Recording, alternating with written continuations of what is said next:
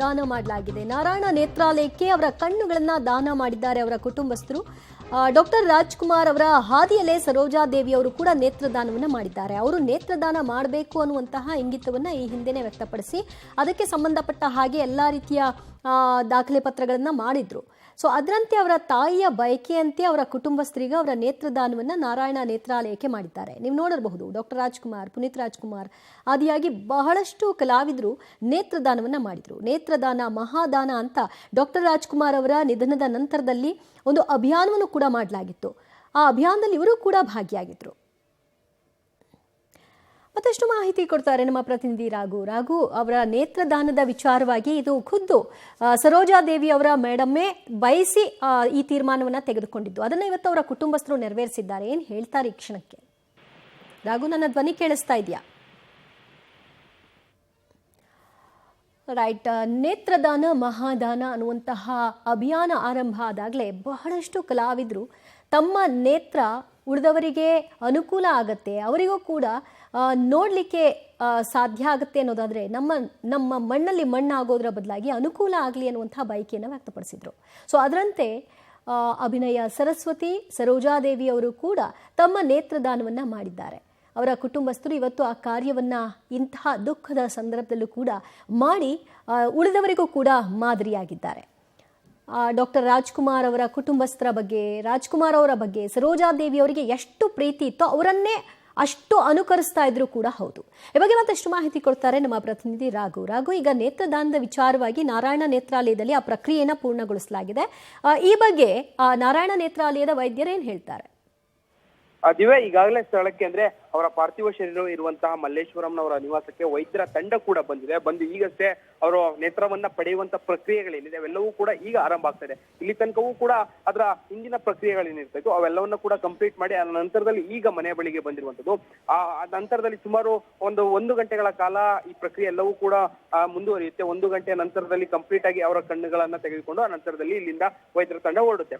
ನಿಜಕ್ಕೂ ಕೂಡ ಸಾವಿನಲ್ಲೂ ಸಾರ್ಥಕತೆಯನ್ನ ಮೆರೆಯೋದ್ರ ಮುಖಾಂತರವಾಗಿ ಡಾಕ್ಟರ್ ರಾಜ್ಕುಮಾರ್ ಅವರು ನಡೆದಿದ್ದಂತ ಹಾದಿಯಲ್ಲೇ ಈಗ ಸರೋಜಾದೇವಿ ಅವರು ಹಿಡಿತಾ ಇರುವಂತದ್ದು. ಈ ಹಿಂದೆ ಅಂದ್ರೆ ಅವರು ಜೀವಂತವಾಗಿ ಇದ್ದಂತಹ ಸಂದರ್ಭದಲ್ಲಿ ಈ ನಿರ್ಧಾರವನ್ನ ಕೈಗೊಂಡಿದ್ರು ಅನ್ನುವಂತ ಒಂದಷ್ಟು ಮಾಹಿತಿಗಳು ಕೂಡ ಸಿಗ್ತವೆ. ಈ ಸಂಬಂಧ ಕುಟುಂಬಸ್ಥರ ಜೊತೆ ಕೂಡ ಮಾತುಕತೆಯನ್ನಾಡಿದ್ರು. ಆ ನಂತರದಲ್ಲಿ ವೈದ್ಯರ ಬಳಿಯೂ ಸಹ ಈ ಬಗ್ಗೆ ಹೇಳಿದ್ರು. ಸೊ ಆ ಹಿನ್ನೆಲೆಯಲ್ಲಿ ಈಗ ಯಾವಾಗ ಅವರ ಸಾವಾಯ್ತು ಆ ನಂತರದಲ್ಲಿ ಪ್ರಕ್ರಿಯೆಗಳೆಲ್ಲವನ್ನೂ ಕೂಡ ಕಂಪ್ಲೀಟ್ ಮಾಡಿ ಅವರ ಕಣ್ಣನ್ನ ತೆಗೆದುಕೊಳ್ಳುವಂತ ನಿಟ್ಟಿನಲ್ಲೂ ಕೂಡ ವೈದ್ಯರು ಬಂದಿದ್ದಾರೆ.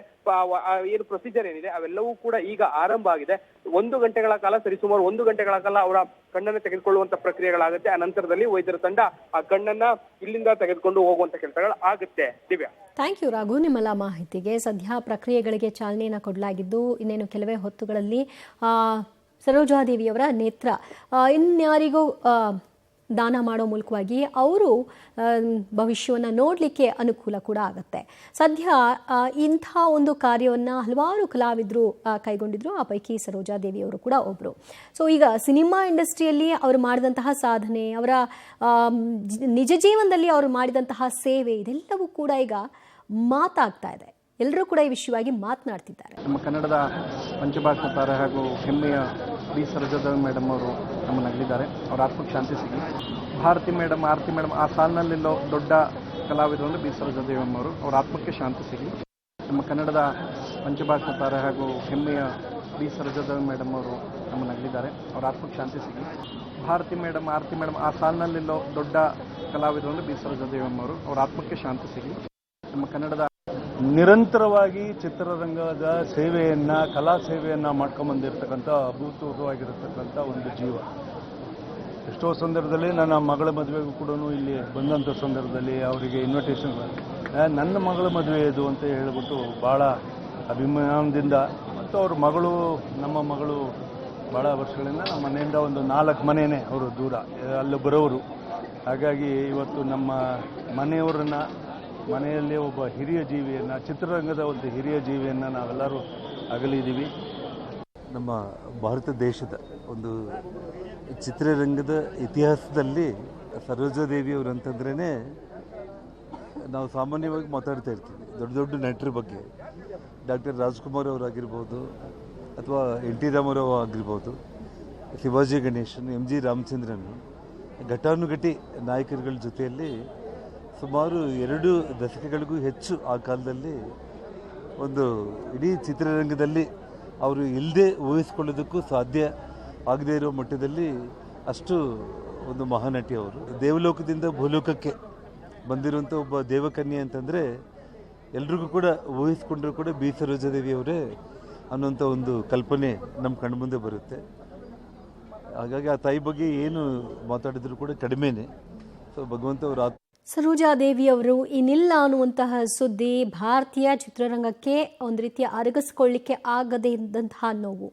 ಎಲ್ಲರೂ ಕೂಡ ಅವರ ಬಗ್ಗೆ ಮಾತನಾಡ್ತಾ ಇದ್ದಾರೆ, ಅವರ ಒಡನಾಟವನ್ನು ಹಂಚ್ಕೊಳ್ತಾ ಇದ್ದಾರೆ. ಅವರು ಚಿತ್ರರಂಗಕ್ಕೆ ಕೊಟ್ಟಂತಹ ಕೊಡುಗೆ, ಆ ಸೇವೆ, ಹಲವರು ಪ್ಯಾಷನ್ಗೆ ಬರ್ತಾರೆ, ಕೆಲವರಿಗೆ ಬದುಕಿನ ಅನಿವಾರ್ಯತೆ ಆಗಿರುತ್ತೆ. ಇದನ್ನು ಇವರು ಬದ್ಧತೆಯಿಂದ ನಿರ್ವಹಿಸ್ಕೊಂಡು ಬಂದಿದ್ರು. ಅದು ಇವತ್ತು ಎಲ್ಲರ ಮಾತುಗಳಲ್ಲೂ ಕೂಡ ವ್ಯಕ್ತವಾಗ್ತಿದೆ.